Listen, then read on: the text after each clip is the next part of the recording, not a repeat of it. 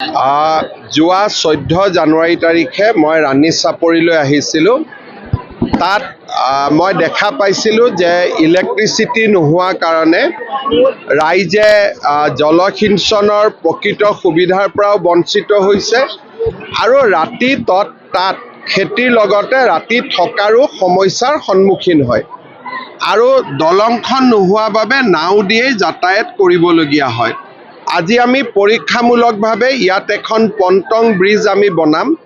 যদি এই ব্ৰিজখনে ৰাইজৰ সুবিধা কৰি দিয়ে, আমি আৰু এখন বা দুখন ৰাণী চাপৰি ৰাইজৰ কাৰণে আমি এনেধৰণৰ ব্ৰিজ বনাই দিব পাৰিম। ইয়াৰ উপৰিও আজি আমি প্ৰায় 7 কোটি টকা খৰচ কৰি ৰাণী চাপৰিলৈ ইলেক্ট্ৰিচিটি গ্ৰিড আমি লৈ অহাৰ ব্যৱস্থা কৰিছোঁ। প্ৰায় 25 কিলোমিটাৰ চাপৰিত এতিয়াৰ পৰা ৰাইজে লাইট পাবলৈ সক্ষম হ'ব। আমাক 2 মাহ লাগিব, 2 মাহত এই কাম সম্পূৰ্ণ হ'ব। অকল ৰাণী চাপৰিতে নহয়, এনেকুৱা দুৰ্গম বা ভিতৰুৱা অঞ্চল শদিয়াৰ অমৰপুৰ জোনাই আদিতো আমি এনে ব্যৱস্থা লৈছোঁ ইলেক্ট্ৰিচিটি গ্ৰিড লাইন লৈ যোৱাৰ বাবে। আৰু এই ধৰণৰ ব্যৱস্থাই কৃষকসকল বা দুৰ্গম অঞ্চলত বাস কৰা ৰাইজক সহায় কৰিব। আৰু ৰাণী চাপৰিত আমি অহা অক্টোবৰ মাহৰ আগতে ৰাইজক মাটিৰ পট্টা দিয়াৰো ব্যৱস্থা কৰিম। অসমত পন্টন ব্ৰিজ এইবাৰ প্ৰথমবাৰৰ বাবে কৰা হৈছে। ইয়াত যদি আমি সফল হওঁ, এনেধৰণৰ ব্ৰিজ আমি আৰু বনাব পাৰিম।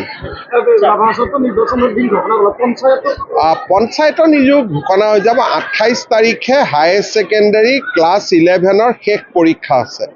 28 নে 29 তাৰিখে, মই একজেক্ট ডেটটো পাহৰি গ'লোঁ। 28 মাৰ্চ অথবা 29 মাৰ্চত হায়াৰ ছেকেণ্ডাৰী ক্লাছ 11ৰ লাষ্ট পৰীক্ষা আছে আৰু পৰীক্ষা হৈ যোৱাৰ পিছত যিকোনো মুহূৰ্ততে পঞ্চায়তৰ নিৰ্বাচন ঘোষণা কৰিব। বহাগ বিহুৰ আগতে শেষ নহয়, কাৰণ 29 মাৰ্চ যদি আপুনি হিচাপ কৰে, যদি 30 মাৰ্চতো ইলেকশ্যন ঘোষণা কৰে, মই এটা উদাহৰণ হিচাপে দিছোঁ, তেতিয়াও 30 এপ্ৰিল হ'ব। আৰু যদি 2 এপ্ৰিলত ঘোষণা কৰে, 2 মে'লৈকে যাব। গতিকে বিহুৰ মাজতেই পঞ্চায়ত ইলেকশ্যন চলি থাকিব। আমাৰ পাৰ্টীৰ সভাপতি দিলীপ শইকীয়া আছে, পাৰ্টীৰ সম্পৰ্কত তেখেতকে সুধিব। আজি জাষ্ট নিৰ্বাচন ঘোষণা হৈছে, গতিকে এতিয়া আৰু বহুত পলিটিকেল কথা কোৱাটো ঠিক নহয়। এতিয়া সেই কথাটো আপোনালোকে মোক কিয় কৈছে? যিজনে আপোনালোকক এইখিনি কৰি দিছে তেওঁকে আকৌ আপোনালোকে, মইতো আপোনালোকৰ পৰা সহায় বিচাৰিছোঁ যে আপোনালোকে যাতে বাতাবৰণ এটা নিৰ্মাণ কৰি থাকে, বেলেগ বেলেগ নিউজ নুতুলে। লিখিত পৰীক্ষাটো নিকা কৰি কোনে কৰিলে? ময়ে কৰিলোঁ। এতিয়া মোকে আপুনি ক'ব যে মৌখিক পৰীক্ষাটো নিকা কৰক, এইটো কেনেকুৱা কথা? মায়ে ভাত দিছে, আকৌ মাকে ক'ব ভাতটো ভালকৈ বনাবি।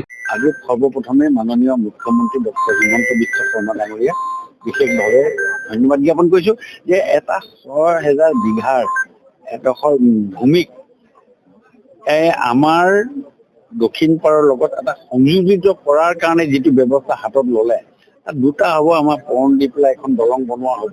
সেইখন দলং খুলিব পাৰিব, আকৌ উঠাব পাৰিব, আকৌ লগাব পাৰিব। তাৰ উপৰিও আমাৰ বিদ্যুৎ সংযোগ কৰা ব্যৱস্থা হ'ব, যিটো মোৰ বিভাগৰ দ্বাৰা কৰা হ'ব।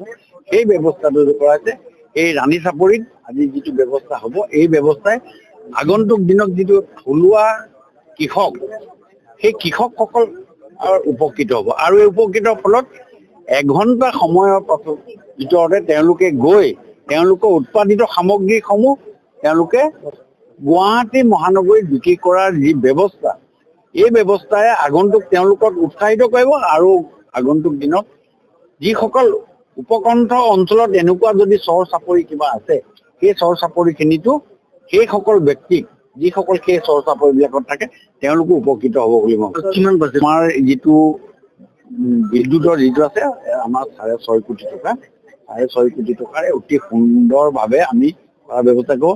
আৰু এটা সময় আহিব, মই আপোনালোকক ক'লোঁ, এই বিদ্যুতৰ দ্বাৰা সেই অঞ্চলত মানুহে বসতিও কৰিব পৰা এটা ব্যৱস্থা হ'ব। মাচুলটোতো কোনো তেনেকুৱা চৰ এৰিয়া বুলি কম বেছি বা তেনেকুৱা কথা নাথাকে। যি ধৰণে হয়, যিটো ছিষ্টেম আছে, ইয়াত এগ্ৰিকালচাৰ বুলি বেলেগে নাথাকে। ইয়াৰ যিটো জেনেৰেল যিটো বিদ্যুতৰ দৰকাৰ হ'ব, যিটো বিদ্যুৎ দৰকাৰ হ'ব, কোনো কমাৰ্চিয়েল ছিষ্টেম নহ'ব। আৰু যিটো এটাতকৈ কম ব্যৱস্থাই থাকিব, সেই ব্যৱস্থাই কৃষকসকলে উপভোক্তা হিচাপে ল'ব পাৰিব।